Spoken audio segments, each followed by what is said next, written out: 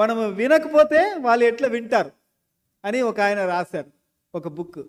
ఆ బుక్ అంతా దాని కొరికే రాశారు కదా. మనము మనకేముంది బైబిల్లో, ప్రకటించకపోతే ఎట్లా వింటాడని ఉంది కదా.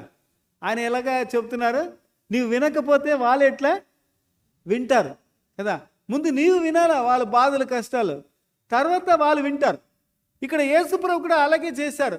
ఒక్క ఆయనే ఆయన మాట్లాడుతూ ఉండలేదు, ఆమెను కూడా మాట్లాడిచ్చారు కదా. ఇక్కడ చూడండి, ఆయన యేసుప్రభు 175 మాటలు మాట్లాడినట్టుగా ఉంది.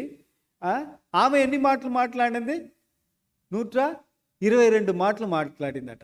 అలాగా ఇద్దరు కలిసి ఒక సంభాషణ రూపంగా వాళ్ళు మాట్లాడుకున్నారు. అలాగ మాట్లాడుకుంటేనే మీరు వారి కొరకు అర్థం చేసుకోగలరు. తర్వాత ఆమె అడిగిన ప్రశ్నలు అన్నిటికీ యేసు ప్రభు